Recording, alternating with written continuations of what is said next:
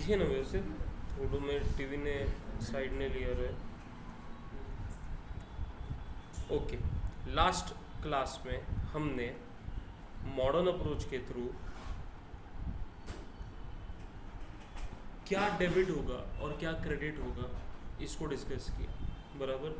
कितने कैटेगरीज देखेंगे अपन, कौन से कैपिटल रेवेन्यू, हाँ वो सीक्वेंस में capital capital, revenue, liabilities, asset,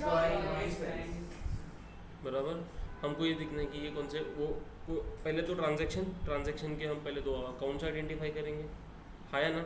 accounts identify करने के बाद अपन वो देखेंगे कि वो किस कैटेगरी में आ रहा है, उसका क्लासिफिकेशन करेंगे। उसके बाद वो इंक्रीज हो रहा है या डिक्रीज हो रहा है, और फिर हम बोलेंगे कि उसका इफेक्ट क्या होगा, वो डेबिट होगा या क्रेडिट होगा। हमने कुछ ट्रांजैक्शन किए भी थे, डिस्कस किए थे सर, ठीक है, बराबर। अभी हम क्या करेंगे, हमने अकाउंटिंग इक्वेशन के जितने भी क्वेश्चंस किए हैं ना, उन्हीं क्वेश्चंस को बेस लेंगे, ठीक है।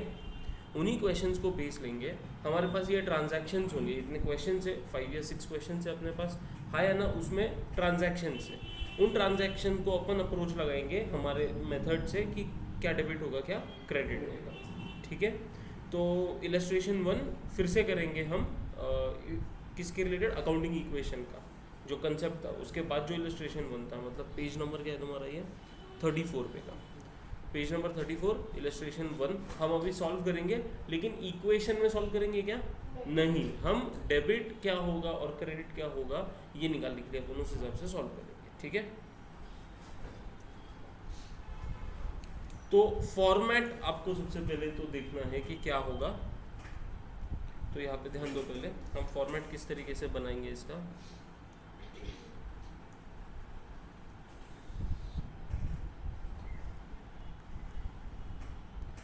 Question 1 page number 34, serial number,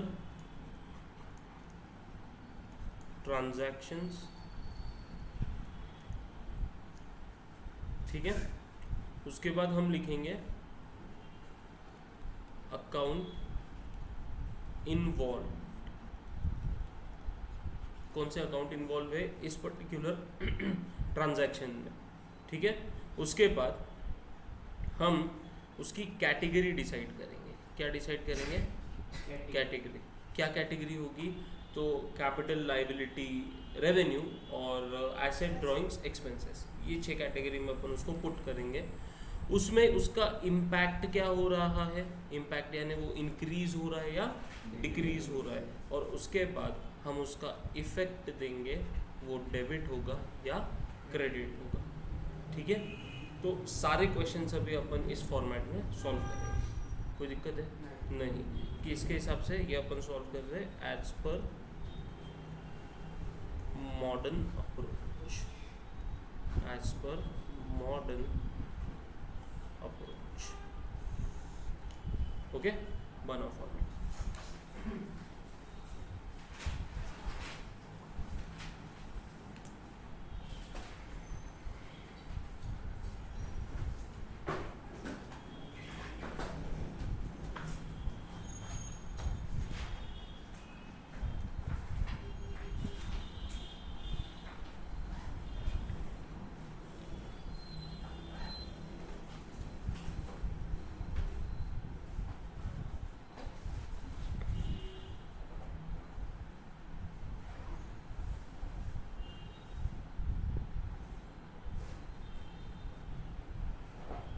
पूरा पेज लागिला रे, पूरा पेज लागणार आहे।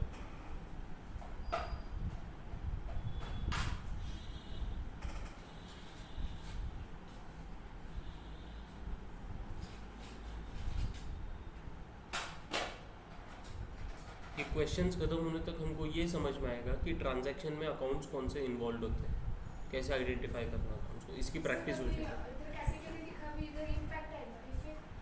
उसके आगे लिख दो, लिख दो। नेक्स्ट क्वेश्चन सिर्फ फिर उस पे नेक्स्ट पेज पे करना।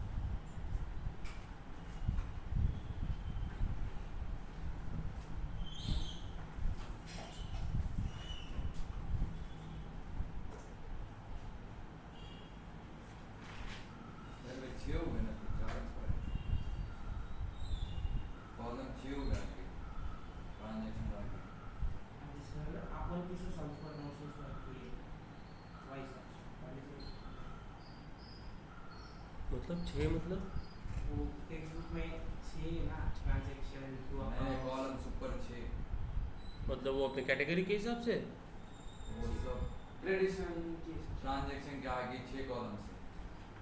आगे वो टू अकाउंट्स इन्वॉल्व अच्छे कैटेगरी किसके हिसाब से बोल रहे हो ये ट्रांजैक्शन का ये इफेक्ट्स भी डालना है। क्या ट्रांजैक्शन के इफेक्ट ट्रांजैक्शन के इफेक्ट्स मतलब जब अपन सपोज इसने बिजनेस चालू किया तो इसके 2 इफेक्ट तो वही तो अकाउंट्स इन्वॉल्व है ना हाँ 2 इफेक्ट मतलब 2 अकाउंट्स इन्वॉल्व हो जाएंगे ना रूल्स अप्लाई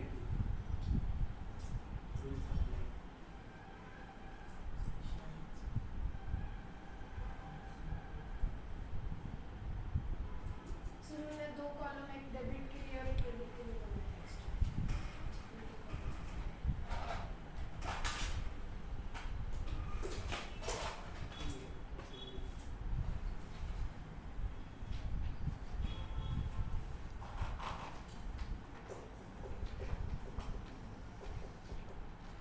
तुम्हारी मैम बहुत फास्ट जा रही है अभी ज़्यादा लिखा के नहीं दे रही क्या नॉर्मल कैसे क्या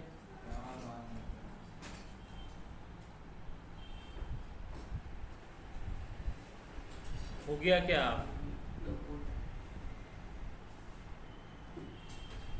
कलश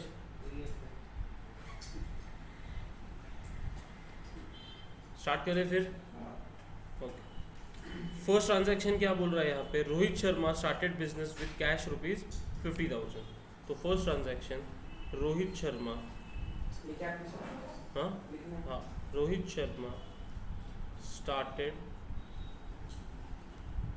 business with cash Rohit Sharma started business with cash लिखा ट्रांजैक्शन ओके कितने अकाउंट्स इन्वॉल्व होंगे इसमें नो 2 पहले कैश अकाउंट और दूसरा कैपिटल Capital. अकाउंट बिजनेस में कैश आया है बिजनेस में कैश आया ना ये एक इफेक्ट हो गया उसके लिए हमारे पास कौन सा अकाउंट होता है कैश अकाउंट होता है और ओनर ने जो पैसा बिजनेस में इन्वेस्ट किया है बिजनेस उसको क्या बोलता है कैपिटल बोलता है तो एक कैपिटल अकाउंट भी आ गया इसमें ठीक है ये 2 अकाउंट आ गए ठीक है कैश अकाउंट का कैटेगरी बताओ एसेट एसेट है आया ना और कैपिटल अकाउंट का कैटेगरी कैपिटल कैपिटल अकाउंट का कैटेगरी कैपिटल ठीक है अच्छा इस ट्रांजैक्शन की वजह से बिजनेस का कैश बैलेंस बढ़ रहा है या कम हो रहा है बढ़ रहा है बढ़ रहा है तो हम यहाँ पे इम्पैक्ट में लिखेंगे इंक्रीज इम्पैक्ट में लिखेंगे इंक्रीज और कैपिटल बिजनेस का बढ़ रहा है या कम हो रहा है बढ़ रहा है तो यहाँ पे भी हम लिखेंगे इंक्रीज यहाँ पे भी हम लिखेंगे इंक्रीज ठीक है अभी मुझे बताओ एसेट अगर इंक्रीज होता है तो हम क्या करते हैं डेबिट करते हैं तो इफेक्ट में हम लिखेंगे डेबिट इफेक्ट में हम लिखेंगे डेबिट और कैपिटल अगर इंक्रीज होता है Credit. तो हम क्या करते हैं क्रेडिट तो हम इफेक्ट में लिखेंगे क्या क्रेडिट समझ में आ रहा है किस तरीके से चलना है अपने को हाँ आया ना सेकेंड ट्रांजैक्शन में बोला गया purchased goods from Dhoni on credit ₹10,000 मतलब ट्रांजैक्शन में अपन लिखेंगे यहाँ पे purchased goods on credit from Dhoni okay अभी ध्यान से सुनना है यहाँ पे देखो मेरे पास जब भी हम गुड्स परचेज करते हैं तो फिर जो अकाउंट इन्वॉल्व होता है वो होता है परचेज अकाउंट वो क्या होता है परचेज अकाउंट ठीक है क्या बोला मैंने अगर गुड्स परचेज होते हैं तो कौन सा अकाउंट आएगा परचेज अकाउंट आएगा ठीक है कोई दिक्कत है इसमें नहीं और जब भी हम क्रेडिट परचेज करेंगे तो दूसरा जो अकाउंट आएगा वो होगा जिससे हमने क्रेडिट परचेज किया है उसका नाम क्या बोला मैंने अगर हम गुड्स परचेज कर रहे हैं तो कौन सा अकाउंट पहले आएगा? Purchase purchase account। अकाउंट। और अगर हम वो जो गुड्स परचेज किए हैं वो क्रेडिट पे परचेज किए हैं तो दूसरा अकाउंट आएगा जिससे हमने क्रेडिट परचेज किया है उसका नाम, ठीक है। लेकिन अगर मैं कैश परचेज करता हूँ, अगर मैं कैश परचेज करता हूँ गुड्स को, तो पहला अकाउंट तो आना है परचेज अकाउंट, ठीक है। लेकिन दूसरा जो अकाउंट होगा वो अभी सामने वाले पर्सन का नाम नहीं होगा, हम क्योंकि उसको हमने पेमेंट कर दी है तो उसका नाम हमको हमारे बुक्स में लिख के कोई मतलब नहीं है, बराबर ना। अगर पेमेंट नहीं करते हैं ना तो हमको लिखना है कि उसका नाम, लॉजिक भी कि हमको पता होना चाहिए कि हमको उसको पैसा देना है ना, इसकी वजह से हम उसका नाम मेंशन करते हैं। लेकिन अगर पेमेंट कर दिया है तो उसका नाम मेंशन करने की ज़रूरत नहीं है। हम सेकंड अकाउंट जो होगा वो होगा कैश अकाउंट या बैंक अकाउंट। कैश अकाउंट तब हम लेंगे जब कैश में पेमेंट किया है, और अगर हमने बैंक के थ्रू पेमेंट किया है तो फिर हम बैंक अकाउंट लेंगे, ठीक है। तो कैश और bank account side by side चलते हैं, डिपेंडिंग अपॉन द सिचुएशन। हम कभी कैश अकाउंट लेंगे, कभी हम बैंक अकाउंट लेंगे। समझ में आ रहा है? तो ये वाला जो ट्रांजैक्शन है परचेज गुड्स ऑन क्रेडिट है, तो सबसे पहले तो परचेज क्या किया है? गुड्स किया है। तो कौन सा अकाउंट आएगा? एक अकाउंट तो आना है परचेज अकाउंट, एक अकाउंट तो आना है परचेज अकाउंट, ठीक है। दूसरा अकाउंट मैंने कैसे परचेज किया है? क्रेडिट पे किया है, उसका नाम। तो फिर अभी हमको नाम किससे किया है? फिर धोनी से, तो धोनी अकाउंट आएगा। समझ रहा? पक्का? कोई दिक्कत है? नहीं। अभी परचेज मेरा कैटेगरी बताओ परचेज का। एक्सपेंस, वेरी गुड, ये होगा मेरा एक्सपेंस, ठीक है। और धोनी में ये कौन है रोहित शर्मा के लिए? Creditor, very good. क्या है वो?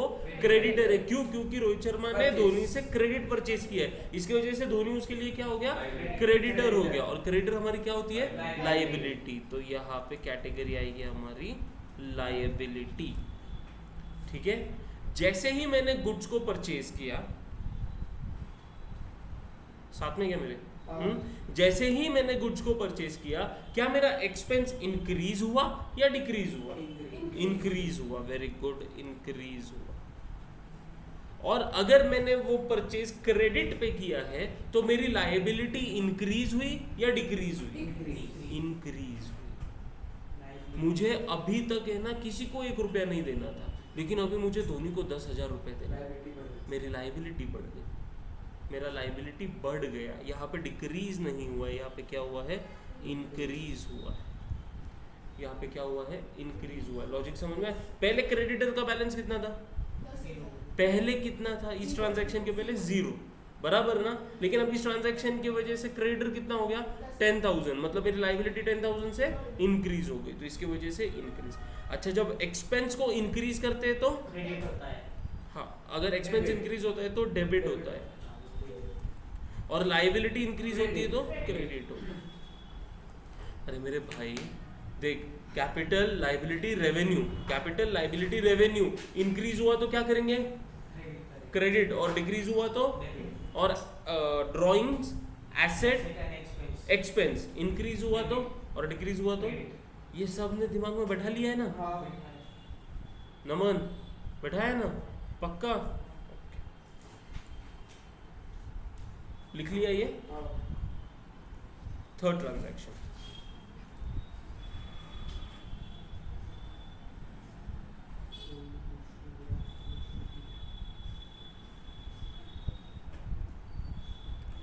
Third transaction, sold goods to Virat on credit ₹20,000, ठीक है। Sold goods to Virat on credit ₹20,000।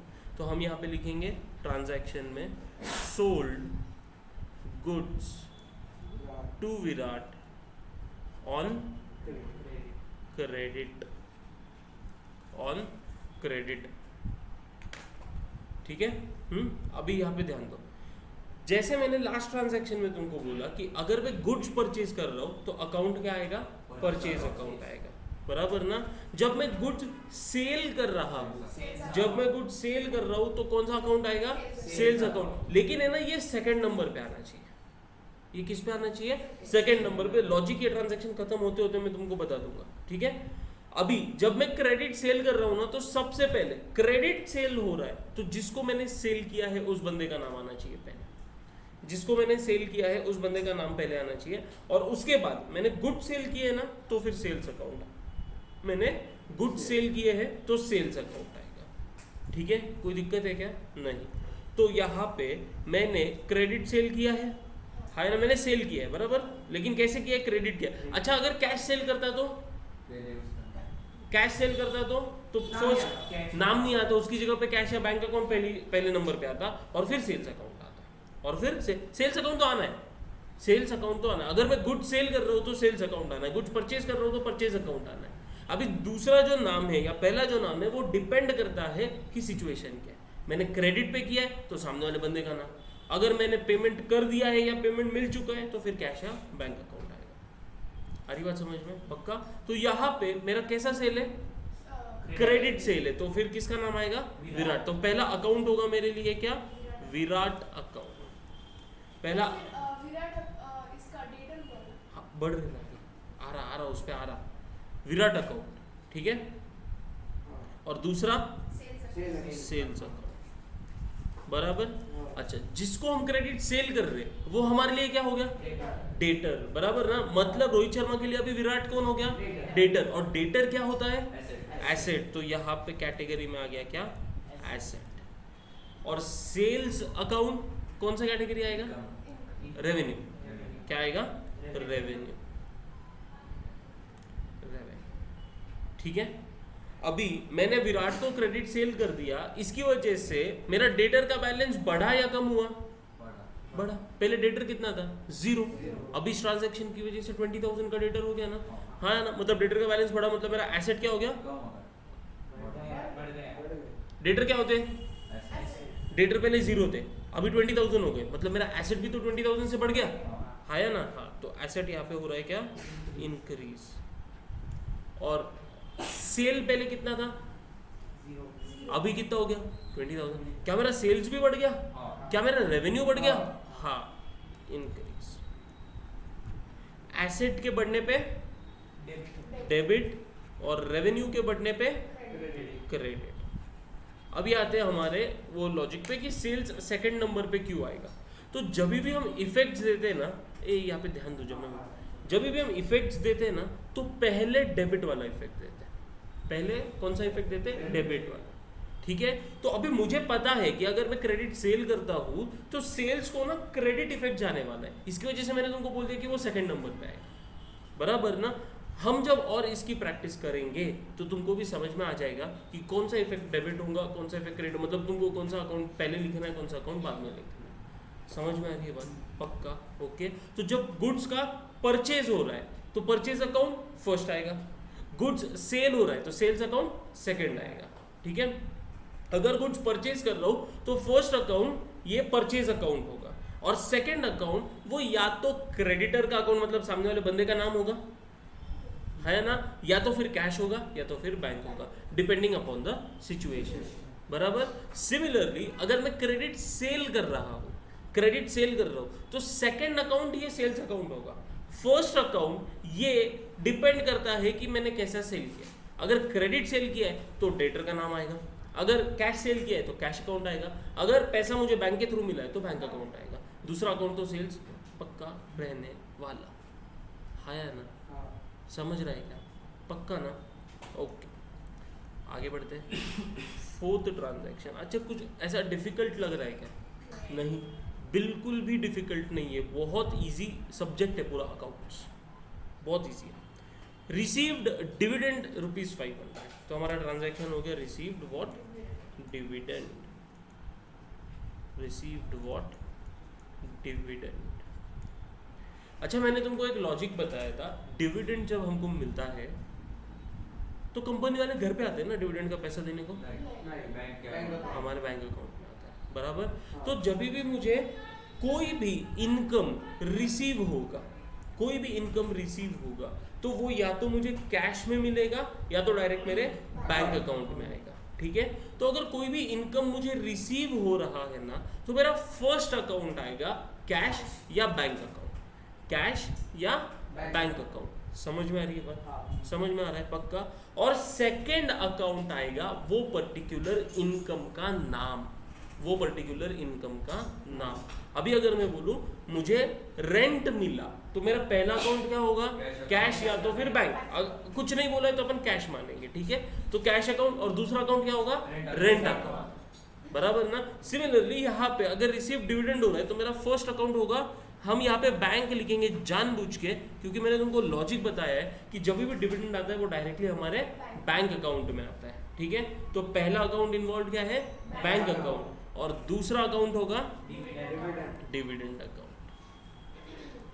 Dividend account, ठीक है?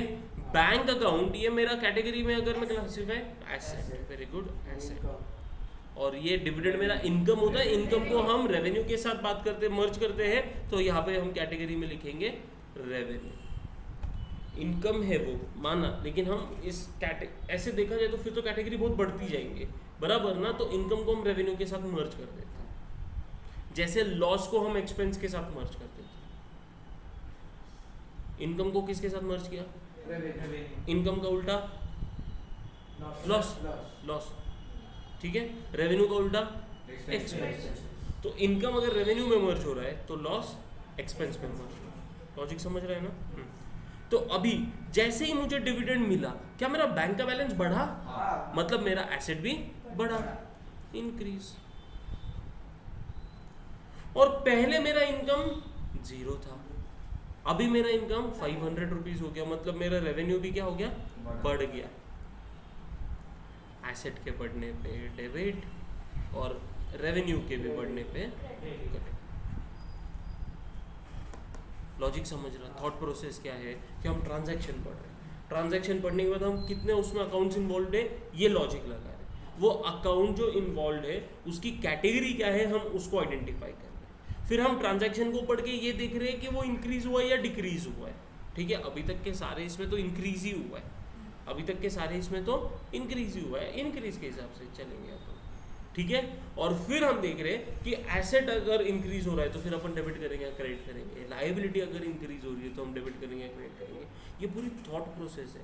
इस चैप्टर के बाद जो नेक्स्ट चैप्टर चालू होगा ना, उसमें तुमको जर्नल एंट्री, हमारा जर्नल नाम का चैप्टर है, उसमें हम जर्नल एंट्री पास करते हैं, जो मैंने तुमको कुछ दिन पहले बताया था कि हम ट्रांजैक्शन की जर्नल एंट्री पास करते हैं, फिर उसका नरेशन लिखते हैं, हाँ या ना? नरेशन मतलब ट्रांजैक्शन को ब्रीफ में लिख दिया अपन ने ब्रैकेट में नीचे, हाँ या ना? हाँ। तो ये थर्ड चैप्टर में, तो उधर है ना तुमको डायरेक्ट अकाउंट बताने, कौन सा अकाउंट डेबिट होगा कौन सा अकाउंट क्रेडिट होगा, इतना लंबा लिखना नहीं है वहाँ पे, उसका अलग ही फॉर्मेट है वो लिखने का। लेकिन हाँ, उसमें क्या है, हमको क्या डेबिट होगा क्या क्रेडिट होगा वो डायरेक्ट बताना है। लेकिन थॉट प्रोसेस क्या होगी ये वाली, कौन सा अकाउंट है, क्या कैटेगरी है, इंक्रीज हो रहा है डिक्रीज होगा, डेबिट होगा या क्रेडिट होगा। समझ में आ रहा है? तो इस चैप्टर में हम वो थॉट प्रोसेस बिल्डअप कर रहे हैं। नेक्स्ट चैप्टर में हम डायरेक्ट लिखेंगे कि क्या डेबिट हो रहा है क्या क्रेडिट हो रहा है, इतना लंबा लिखने की जरूरत नहीं। लेकिन ये जो हम स्किप करेंगे ये दिमाग में प्रोसेस होगा अपने, समझ रहा क्या? नेक्स्ट ट्रांजैक्शन,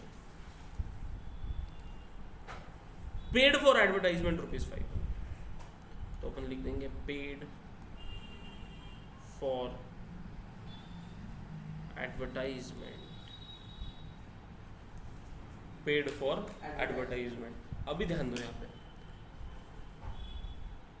मुझे ये समझ में आ रहा है कि मैंने एडवर्टाइजमेंट के लिए कुछ ना कुछ तो पेमेंट किया है, बराबर ना? हाँ है ना? तो ये मेरा क्या है, एक्सपेंस है, बराबर ना? तो जब भी अगर मैं कोई एक्सपेंस करता हूँ, जब भी मैं कोई एक्सपेंस करता हूँ तो सबसे पहले उस एक्सपेंस का अकाउंट आता है, सबसे पहले उस एक्सपेंस का अकाउंट आता है, ठीक है? थोड़ी देर पहले मैंने गुड्स परचेज किए थे, वो भी मेरा एक्सपेंस था, तो पहले हमने क्या लिखा, परचेज अकाउंट लिखा, है ना? तो जब भी हम कोई एक्सपेंस करेंगे तो सबसे पहले वो एक्सपेंस का अकाउंट आएगा और दूसरा अकाउंट आएगा कैश या बैंक। और अगर पेमेंट नहीं किया है तो फिर वो गुड्स के केस में नाम, अभी थोड़ा और कल या परसों के लेक्चर में हम थोड़ा और डीप में जाएंगे, अभी के लिए इतना समझ लो कि सेकंड अकाउंट होगा कैश या बैंक अकाउंट, ठीक है? पेमेंट हम कर रहे हैं, एडवर्टाइजमेंट, सैलरी वगैरह। गुड्स के केस में तो ऑब्वियसली नहीं पेमेंट किया तो क्रेडिटर आएगा, सेकंड इफेक्ट, ठीक है? सेकंड अकाउंट, बराबर ना? तो यहाँ पे पेड फॉर एडवर्टाइजमेंट में फर्स्ट अकाउंट क्या होगा, एडवर्टाइजमेंट अकाउंट, वो एक्सपेंस है तो उस एक्सपेंस का नाम लिखना है हमको। जैसे जब गुड्स परचेज किए थे वो एक्सपेंस है, लेकिन हमने उसको क्या बोला, परचेज बोला, परचेज अकाउंट में डाल दिया उसको। तो एडवर्टाइजमेंट के केस में एडवर्टाइजमेंट अकाउंट। अगर मैं सैलरी का पेमेंट करता हूँ तो फर्स्ट अकाउंट क्या होगा, सैलरी अकाउंट। अगर मैं रेंट का पेमेंट कर रहा हूँ तो फर्स्ट अकाउंट क्या होगा, रेंट अकाउंट। आ रही बात समझ में, पक्का। अगर मैं सामने वाले को डिस्काउंट दे रहा हूँ तो फर्स्ट अकाउंट होगा discount allowed account, discount allowed account. आ रही बात समझ में, पक्का, ओके। तो यहाँ पे फर्स्ट अकाउंट होगा एडवर्टाइजमेंट अकाउंट, एडवर्टाइजमेंट अकाउंट। और सेकंड अकाउंट होगा, हमने पे किया है, उन्होंने कुछ नहीं बोला है तो हम कैश अकाउंट लिखेंगे, कैश अकाउंट लिखेंगे, ठीक है। अभी एडवर्टाइजमेंट अकाउंट कैटेगरी बोलो, एक्सपेंस। और कैश अकाउंट की कैटेगरी बोलो, एसेट।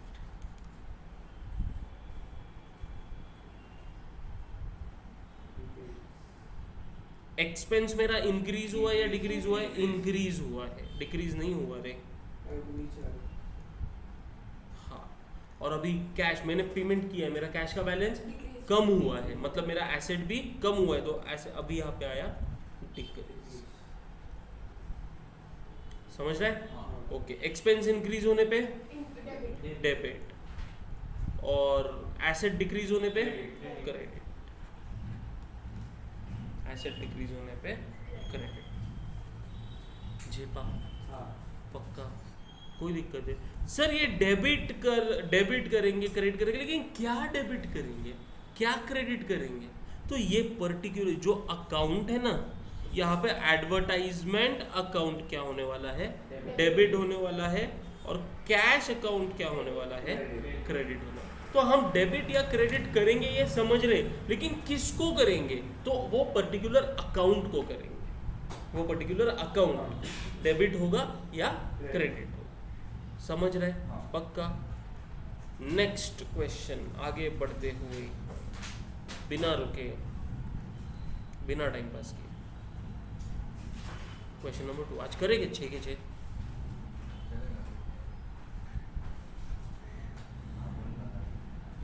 क्या तो ये 5 हाँ अगलो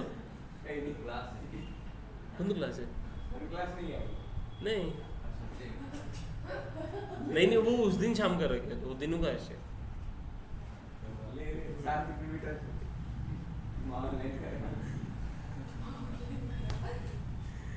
illustration to page number 34, give the accounting question नहीं देने के अपने। क्वेश्चन नंबर 2 पेज नंबर 34, हम सिर्फ लिखेंगे as per modern approach.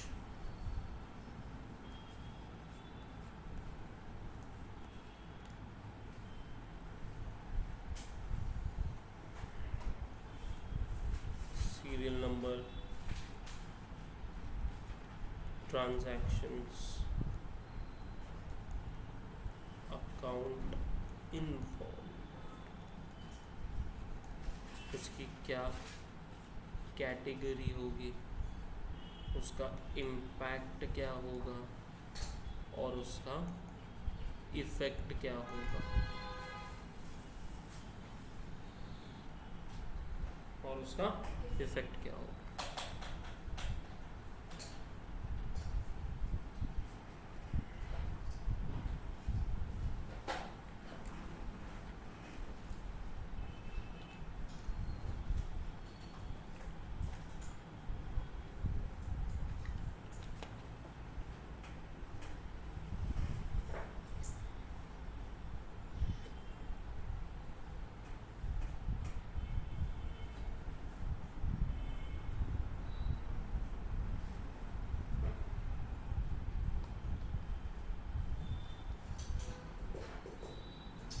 Ready,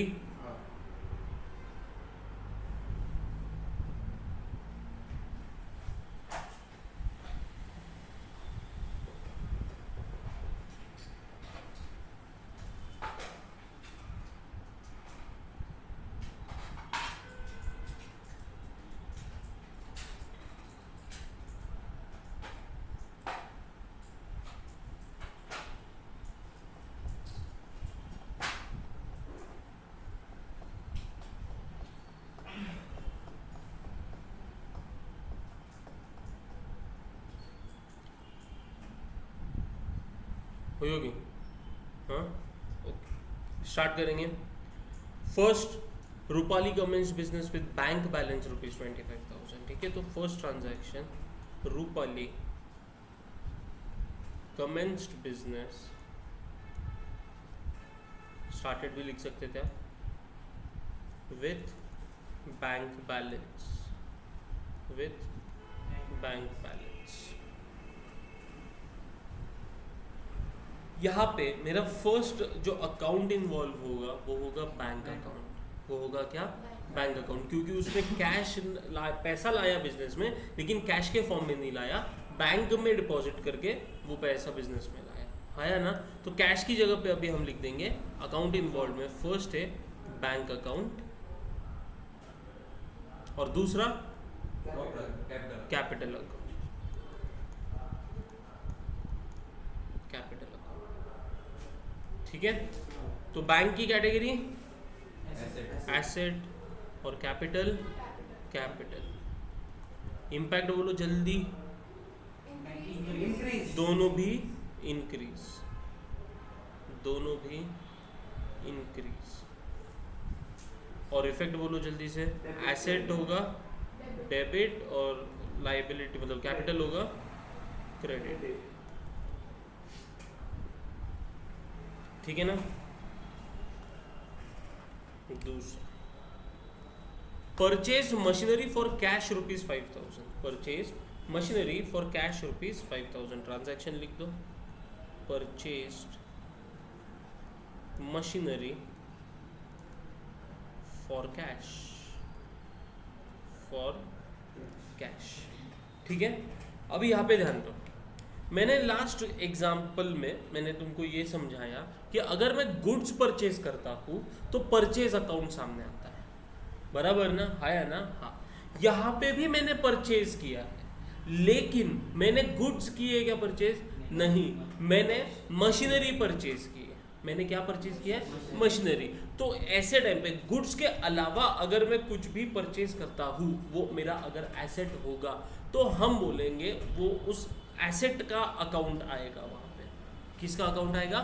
asset का अकाउंट। मशीनरी मेरे लिए क्या है? मशीनरी मेरे लिए क्या है? एसेट है। ध्यान दो यहाँ पे, ए लिख मत रही, मशीनरी मेरे लिए क्या है? एसेट है, बराबर। मतलब मैं अगर परचेज करूँ तो मैं दो टाइप के परचेज कर सकता, एक गुड्स परचेज करूंगा, दूसरा एसेट परचेज करूंगा। अगर मैंने गुड्स परचेज किए, अगर मैंने गुड्स परचेज किए तो कौन सा अकाउंट आएगा सामने? Purchase account. लेकिन अगर मैं एसेट परचेज करता हूं तो परचेज अकाउंट नहीं, तब पिक्चर में आएगा एसेट अकाउंट, तब हम बोलेंगे एसेट अकाउंट।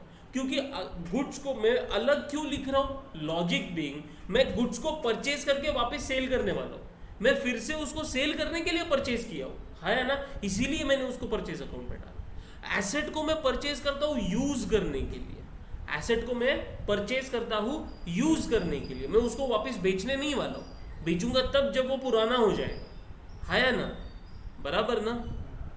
तो इसीलिए एसेट के परचेज को हम एसेट के अकाउंट के नाम से रिकॉर्ड करते हैं और गुड्स के परचेज को हम परचेज अकाउंट के नाम से रिकॉर्ड करते हैं, बराबर।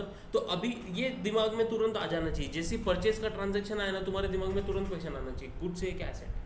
गुड्स है तो कौन सा अकाउंट आएगा? Purchase account. एसेट है तो कौन सा अकाउंट आएगा?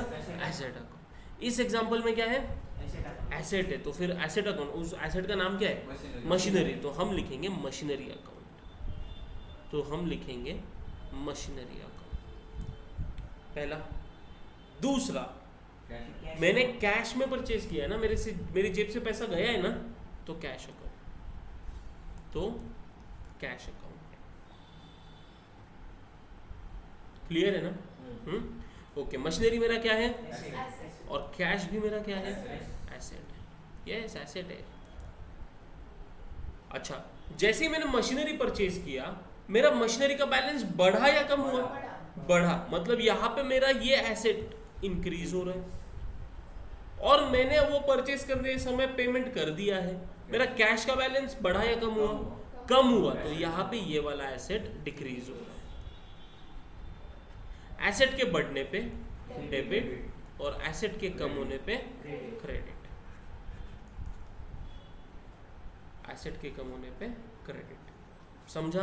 पक्का? तो हर एक एग्जांपल के साथ हम क्या कर रहे हैं, एक एक लॉजिक बिल्डअप करते जा रहे हैं, बराबर है। थर्ड,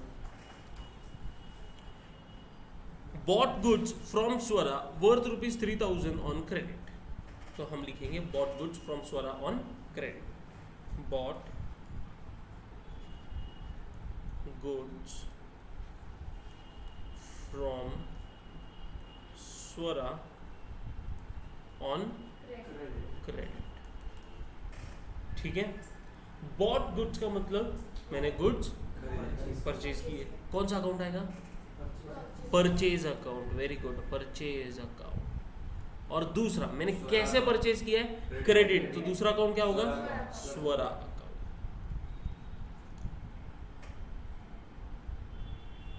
परचेज मेरा क्या है, एक्सपेंस, और स्वरा अभी क्या है मेरे लिए, लाइबिलिटी है। अगर मैं उसका एग्जैक्ट नाम पूछूं तो वो क्या है मेरे लिए, क्रेडिट। अरे ड में ऐसा कंफ्यूजन है अपने को अभी तक, क्या है वो, क्रेडिटर। और क्रेडिटर क्या होते हैं, लाइबिलिटी होती है। नमन समझ में आ रहा है क्या, पक्का, ओके। तो अभी यहाँ पे मेरा एक्सपेंस इंक्रीज हुआ या डिक्रीज हुआ, इंक्रीज हुआ, और लायबिलिटी इंक्रीज हुई या डिक्रीज हुई, increase, increase.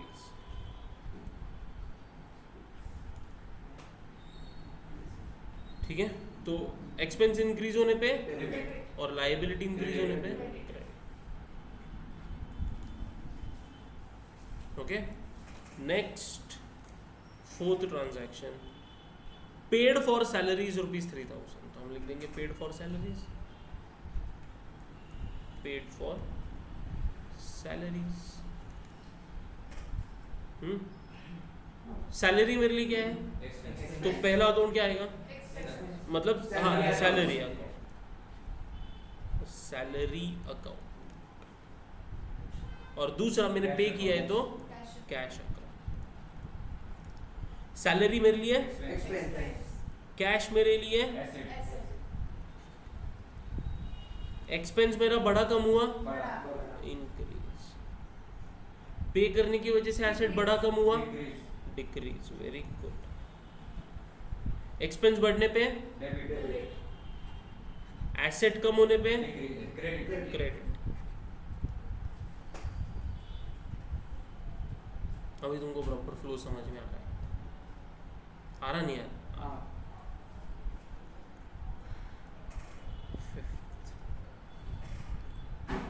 Received interest, received interest. तो जैसे मैंने बोला, जब भी मुझे कुछ भी रिसीव होता है तो सबसे पहले कैश या बैंक अकाउंट, कैश या बैंक अकाउंट। तो अभी यहाँ पे कैश अकाउंट आएगा, कैश अकाउंट आएगा। और दूसरा जो रिसीव हो रहा है उसका इंटरेस्ट अकाउंट। कैश मेरे लिए और इंटरेस्ट, अच्छा, एसेट मेरा बढ़ा कम हुआ और रेवेन्यू मेरा बढ़ा कम हुआ, इंक्रीज। एसेट के बढ़ने पे और रेवेन्यू के बढ़ने पे क्रेडिट।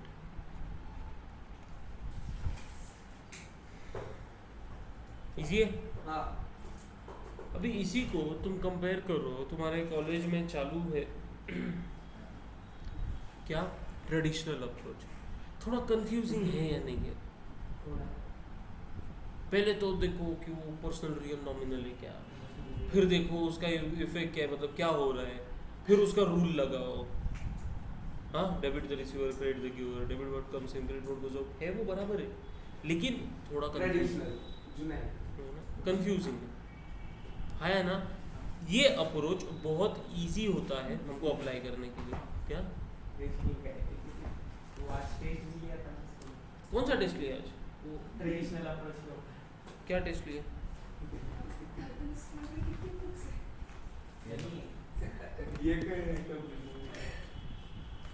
अच्छा, टेस्ट भी लिया गया, मार्क्स भी दिए गए 8-10 में से। क्या वैसे ना होते, वो बहुत गंदा पेपर लिख रहा था इसलिए मैंने इस बार एक बार प्रेजेंटेशन का कहा था। 2 मार्क प्रेजेंटेशन का 5 मार्क 10 मार्क ना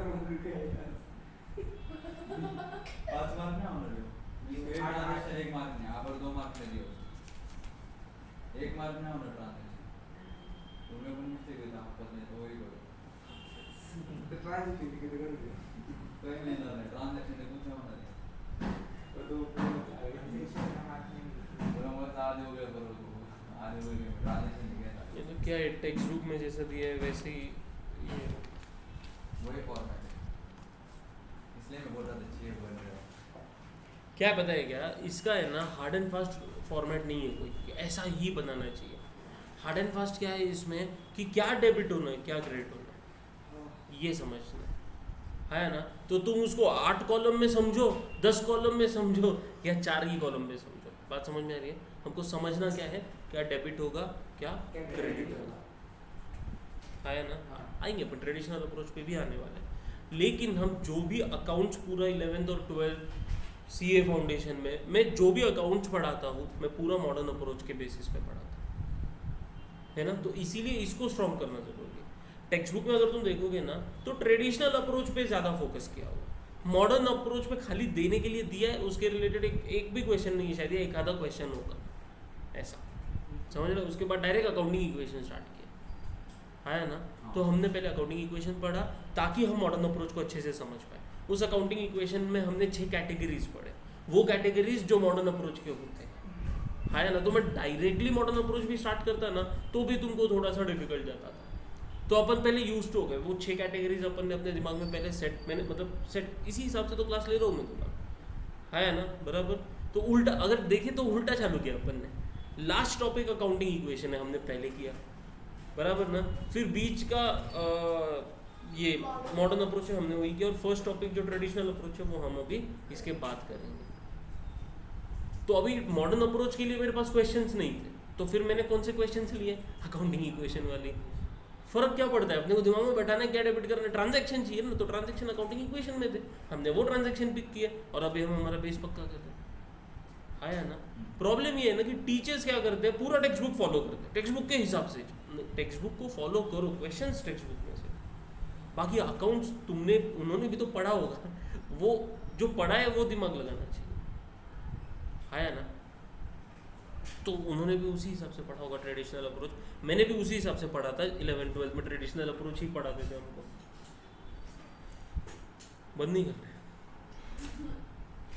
एक क्वेश्चन करेंगे लास्ट। क्लास भी लेट स्टार्ट किया था, इसके लिए रुके थे अपन। ये और पता है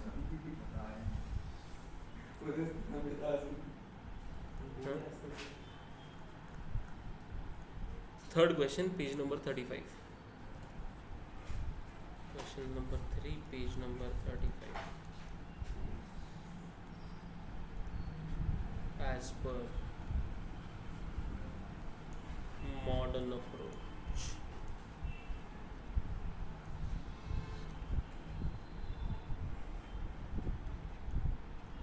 serial number,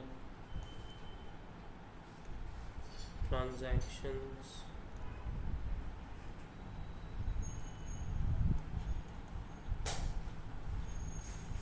account involved, category, उसका इम्पैक्ट और उसका इफेक्ट।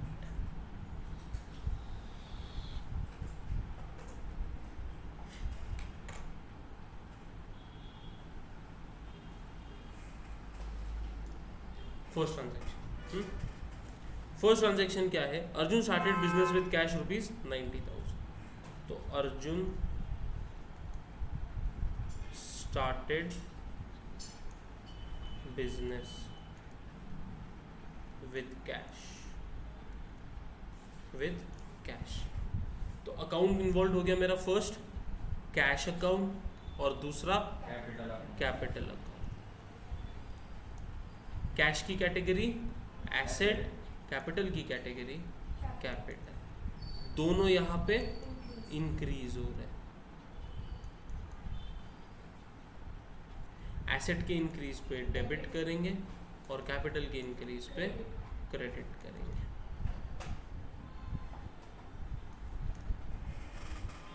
फास्ट जा रहा हो क्या, हो गया। Next purchase motor car on credit from Honda company for ₹30,000. तो परचेज्ड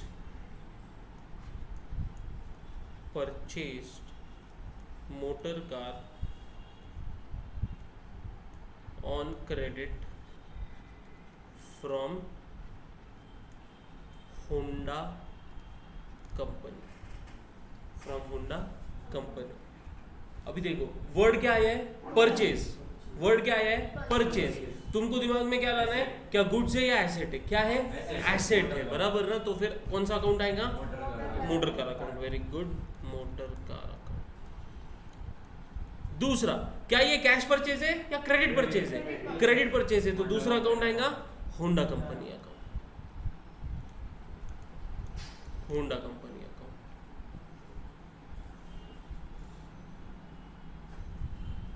मोटर कार अकाउंट मेरे लिए क्या है,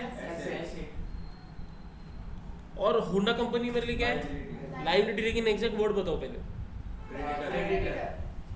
क्रेडिट. अच्छा, सॉरी क्रेडिटर नहीं लिखना है. सॉरी लायबिलिटी लिखा बराबर. लिखना लायबिलिटी है, लेकिन मुझे एग्जैक्ट टर्म्स भी चाहिए. हम यूज टू कब होंगे अगर हम डिस्कस ही नहीं करेंगे उसको.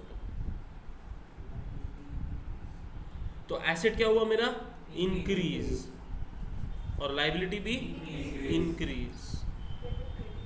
एसेट के इंक्रीज पे डेबिट, लायबिलिटी के इंक्रीज पे क्रेडिट. लायबिलिटी के इंक्रीज पे credit. Third transaction, purchase goods from Karan worth ₹10,000 on credit. तो लिखेंगे हम purchased goods from Karan on credit. ठीक है, ओके. अभी परचेज आया है, गुड्स या एसेट, गुड्स. तो फिर कौन सा अकाउंट आएगा, परचेज अकाउंट आएगा. ओके. और कैश परचेज है, क्रेडिट परचेज है, क्रेडिट परचेज है, तो फिर दूसरा अकाउंट करंट अकाउंट. परचेज मेरे लिए एक्सपेंस, और करंट का मेरे, हाँ लेकिन टर्म बोलो. क्रेडिटर या डेटर, फिर डेटर कौन, हाँ डेटर कौन बोल रहा है, कुछ भी. क्रेडिटर. बाकी लोग तो कंफ्यूज है, क्या बोले.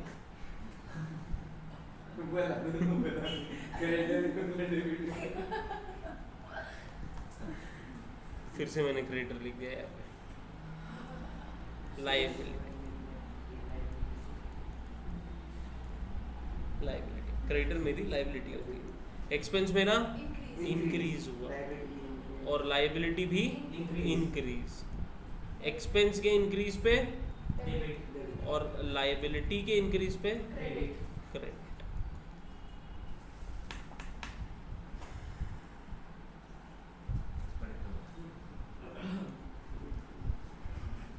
लिखेगी रे बराबर, लिखेगी रे बराबर.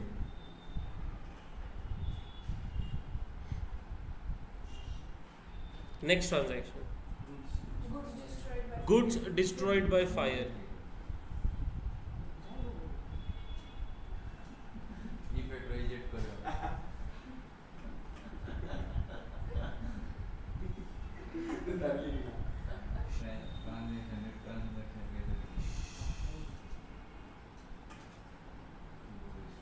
नेक्स्ट ट्रांजैक्शन क्या है, goods destroyed by fire.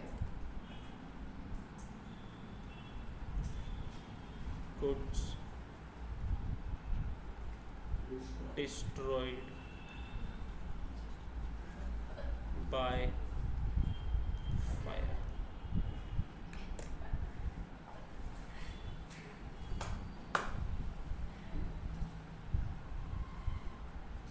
Important transaction है, ध्यान दो. अभी सबसे पहले तो ये बताओ, आग लगने की वजह से मेरे गुड्स खराब हो गए, मेरे लिए ये क्या है, लॉस है, बराबर ना. आया ना, हाँ. तो मैं पहले क्या लिखूंगा, तो लॉस लिखूंगा और उस लॉस का नाम क्या दूंगा, तो ये पूरा नाम आ जाएगा गुड्स डिस्ट्रॉयड बाय सर पर फायर। लॉस अपन एक्सपेंस में ये करते हैं। अकाउंट बोल रहा हूँ मैं, कैटेगरी नहीं बोल जो रहा हूँ। अकाउंट आएगा इन्वॉल्व। हाँ, अकाउंट इन्वॉल्व में ये हमको एक अकाउंट क्रिएट करना है, क्या, goods destroyed by fire account, goods destroyed by fire account, ये एक अकाउंट आएगा। अच्छा मैंने सर पहले इसको क्यों लिया आपने, ये एक्सपेंस है। लॉस है। लॉस क्यों, तो लॉस मैंने ना तुमको जो टेबल बना के दिया है ना, उसमें ना उनके मेन बैलेंसेस दिए हुए दिए, क्या मेन बैलेंसेस, हाँ हाँ क्रेडिट और क्रेडिट डेबिट। और डेबिट। बराबर ना। हाँ और एक्सपेंस के साथ अपन लॉस को लेके चलते हैं, ठीक है, तो इसका मेन बैलेंस क्या होगा, इसीलिए पहले ये जो आया। इंक्रीज होता है वो पहले लिखना है। नहीं, गलती से भी ऐसा मत जो करो। डेबिट है वो ऊपर। जो डेबिट है वो पहले लिखना है हमको। मैं वापस बोल रहा हूँ, इंक्रीज डिक्रीज के बाद सिर्फ अकाउंटिंग इक्वेशन की थी। जो लॉजिक मैं तुमको बता रहा हूँ ना, वही दिमाग में रखो, अपने लॉजिक्स क्रिएट मत करो। मैं सीरियसली बोल रहा हूँ, तकलीफ होंगी, तकलीफ इन द सेंस गलत कुछ ना कुछ तो हाँ लॉजिक क्रिएट हो जाएगा, वैसा मत करो। इंक्रीज डिक्रीज के हिसाब से डेबिट या क्रेडिट होना है, क्योंकि डेबिट और क्रेडिट का मतलब है या तो इंक्रीज होगा या तो डिक्रीज होगा, बराबर ना। हमको बात करनी है डेबिट और क्रेडिट के हिसाब से। तो मैंने जो आपको ऊपर लिखा के दिया है मेन बैलेंस, कैपिटल का, लायबिलिटी का और रेवेन्यू का मेन बैलेंस क्रेडिट होता है, बराबर ना। ये हमको पता है, ये हम लिख भी चुके हैं, बराबर। तो अगर कोई भी अकाउंट की कैटेगरी उधर आ रही है ना, तो वो सेकंड में आना चाहिए। एसेट, एक्सपेंस और ड्राइंग्स, इनका मेन बैलेंस डेबिट होता है। तो जब भी कोई भी अकाउंट हम उसमें उस कैटेगरी में क्लासिफाई करते हैं तो वो डेबिट में आना चाहिए इसके, और हमको पहले डेबिट लिखना होता है, बाद में क्रेडिट लिखना होता है, ठीक है। रेवेन्यू के साथ हम इनकम को साथ में लेके चलते हैं, एक्सपेंस के साथ हम लॉस को साथ में लेके चलते हैं। तो एक्सपेंस का अगर मेन बैलेंस डेबिट है तो लॉस का भी मेन बैलेंस क्या होगा, डेबिट होगा। इसीलिए goods destroyed by fire account हमने पहले लिखा, समझा, बराबर। दूसरा, अभी ध्यान दो यहाँ पे क्या बोल रहा हूँ, इंपॉर्टेंट है वापस। मेरा क्या डिस्ट्रॉय हुआ है, गुड्स। और गुड्स मैंने कौन से अकाउंट में डाल रखे हैं, यस, परचेज अकाउंट में डाल रखे हैं। एसेट को मैंने एसेट अकाउंट में डाल रखा है। मोटर कार परचेज किया, मैंने मोटर कार अकाउंट में डाला उसको, है ना। फर्नीचर परचेज किया, फर्नीचर अकाउंट में डाला उसको। गुड्स परचेज किया, कौन से अकाउंट में डाला, परचेज अकाउंट में, है ना। और अभी वो गुड्स डिस्ट्रॉय हो गए हैं, है ना। वो गुड्स अभी मेरे पास बेचने लायक बचे हैं क्या, नहीं, बराबर ना। तो फिर मुझे कौन सा अकाउंट दूसरा लेना होगा, परचेज अकाउंट ही लेना होगा। क्यों, क्योंकि वो गुड्स कहाँ पड़े हैं, परचेज अकाउंट में पड़े। तो अगर वो डिस्ट्रॉय हुए तो हमको उसको परचेज अकाउंट से ही निकालना होगा वापस बाहर। समझ में आ रही है बात। तो सेकंड मेरा अकाउंट आएगा, वो कौन सा आएगा, परचेज अकाउंट आएगा, परचेज अकाउंट आएगा। समझ रहा है क्या, हमने परचेज अकाउंट क्यों लिया, क्योंकि गुड्स कौन से अकाउंट में पड़े हैं, परचेज। अगर मेरी मशीनरी आग लगने की वजह से खराब हो जाती तो मशीनरी कौन से अकाउंट में पड़ी है, मशीनरी में पड़ी है, मशीनरी अकाउंट में पड़ी है, बराबर ना। तो फिर मैं सेकंड इफेक्ट मशीनरी अकाउंट को देता, मुझे उसमें से बाहर निकालना होगा उसको, हाँ या ना। Okay okay. Goods destroyed by fire, इसका कैटेगरी बोलो, एक्सपेंस, एक्सपेंस। ब्रैकेट में लिख दो लॉस, ब्रैकेट में लिख दो लॉस। कैटेगरी एक्सपेंस है, बराबर ना, लेकिन वो एक्चुअल में क्या है, अपना लॉस है, उसको मैंने ब्रैकेट में लिख दिया, ठीक है। और परचेज एक्सपेंस। मुझे एक बात बताओ, मेरा ये जो अकाउंट है goods destroyed by fire account, मेरा लॉस इस वजह से बढ़ा या कम हुआ, बढ़ा। मतलब यहाँ पे मेरा एक्सपेंस क्या हुआ, इंक्रीज हुआ, है ना, बराबर। अभी आग लगने की वजह से मेरा जो परचेज, मैंने जितने के गुड्स परचेज किए थे, जितने की आग लगे उतने से क्या मेरा परचेज अकाउंट, परचेज का बैलेंस कम हुआ, तो यहाँ पे डिक्रीज। ये बहुत इंपॉर्टेंट लॉजिक है, समझ रहे हैं। तो अभी हम यहाँ पे फर्स्ट वाले केस में करेंगे डेबिट और सेकंड वाले केस में करेंगे क्रेडिट। सर कौन सा अकाउंट डेबिट किया? Goods destroyed by fire account. और कौन सा अकाउंट क्रेडिट किया? Purchase account. अगर मान लो सुनो मेरी बात, आग लगने की वजह से गुड्स खराब नहीं हुआ, गुड्स ये जो थे चोरी हो गई मेरे दुकान पे, और जो चोर थे वो मेरे गुड्स लेके चले गए, लॉस है ना? हाँ, यहाँ पे लॉस मेरा पहले आएगा, डेबिट होगा, हाँ, उसको मैं क्या नाम दूंगा? तो goods lost by theft, goods lost by theft, ये अकाउंट आएगा। समझ रहे हैं ना? मैं तुमको लॉसेस की कैटेगरी बता रहा हूँ। आग लगने की वजह से हो सकता है, चोरी होने की वजह से हो सकता है, बाढ़ आने की वजह से हो सकता है, नहीं हो सकता क्या? हाँ, तो जब बाढ़ आने की वजह से तो गुड्स लॉस्ट बाय फ्लड्स, चोरी होने की वजह से गुड्स लॉस्ट बाय थेफ्ट, आग लगने की वजह से तो गुड्स डिस्ट्रॉयड है ना, वहां पे हम लॉस्ट भी लिख सकते हैं, लेकिन डिस्ट्रॉयड यहाँ पे ज्यादा सूटेबल है, क्योंकि अब वो बड़े बड़े खराब हो गए यार, एक्सपायर हो गए, उसमें तो इसकी क्या गलती है? वो पेरिशेबल गुड्स बोलते हैं उसको, वो तो भाई वो अगर एक्सपायर होता है तो जिसके पास से अपन परचेज कर रहे हो वो रिटर्न भी लेके जाता है रे, है ना? एक्सपायरी रिटर्न की जाती है। फिर हाँ,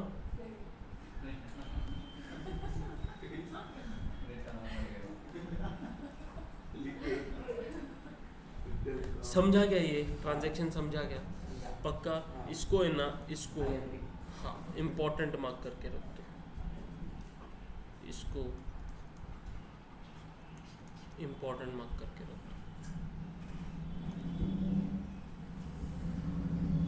नेक्स्ट, ये भी इम्पोर्टेंट है, depreciation on motor car for 1 year is 1000। तो हम 5th ट्रांजैक्शन लिखेंगे, डेप्रिसिएशन ऑन मोटर कार। अभी यहाँ पे ध्यान दो, मैंने ना डेप्रिसिएशन की चर्चा तुम्हारे साथ पहले भी 1-2 बारी की हुई है, बराबर ना? डेप्रिसिएशन ये मेरा एक्सपेंस होता है, डेप्रिसिएशन ये मेरा एक्सपेंस होता है, और एक्सपेंस का मेन बैलेंस क्या? मेन बैलेंस डेबिट, बराबर ना? तो पहला अकाउंट जो आएगा वो एक्सपेंस अकाउंट आएगा, और उस अकाउंट का नाम क्या होगा? तो डेप्रिसिएशन अकाउंट नाम होगा। क्या होगा? डेप्रिसिएशन अकाउंट नाम होगा। तो हम यहाँ पे लिख देंगे depreciation account, DEPRECIATION,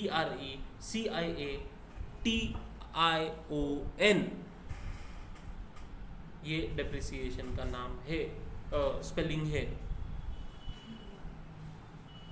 depreciation account. ठीक है?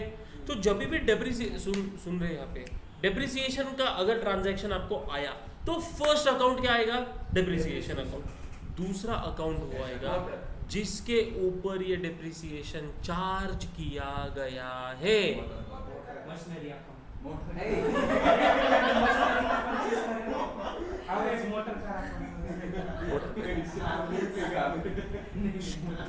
सुनो, डेप्रिसिएशन किस पे चार्ज होता? चार्ज किस पे होता है? एसेट पे।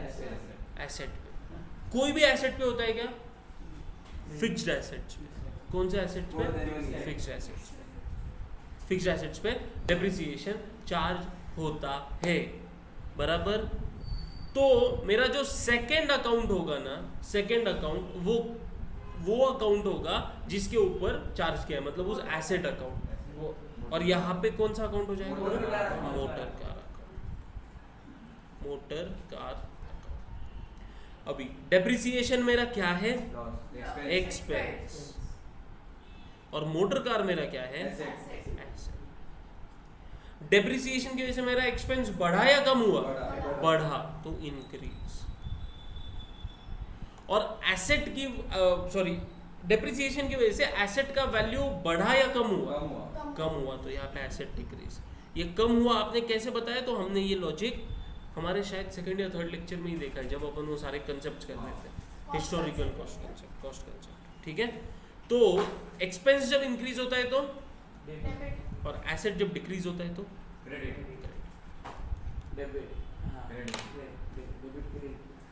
डेबिट क्रेडिट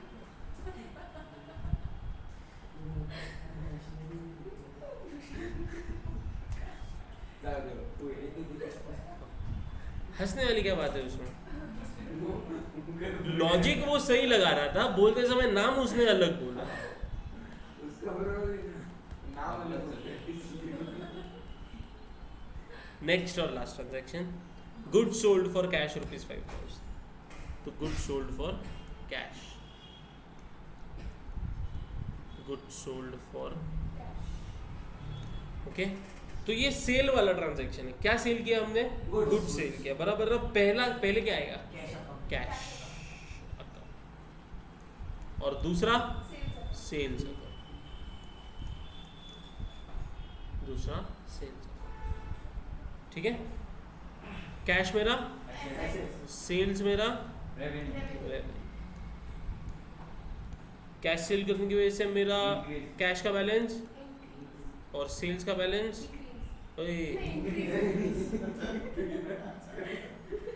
सेल्स भी इंक्रीज हुआ है मेरा, कैश भी इंक्रीज हुआ है मेरा। एसेट इंक्रीज होने पे डेबिट और रेवेन्यू इंक्रीज होने पे, क्रेडिट ओके। आपकी बारी। आज का होमवर्क ये 3 क्वेश्चंस, 3 क्वेश्चन रोज होमवर्क। ठीक है। कितने नहीं किया? मतलब अपन इधर जो सॉल्व करेंगे Yes. वो ठीक है। और नोट्स दिया हुआ क्लास में वो आपने चार्ट बना वो क्लास बुक में से रखने का उसको। छुट्टी। कल क्या है? हमारे को स्कूल आज कॉलेज को कॉलेज में छुट्टी है, तो दिन भर है तुम्हारे पास लिखने के लिए। Okay, bye bye sir. Bye bye.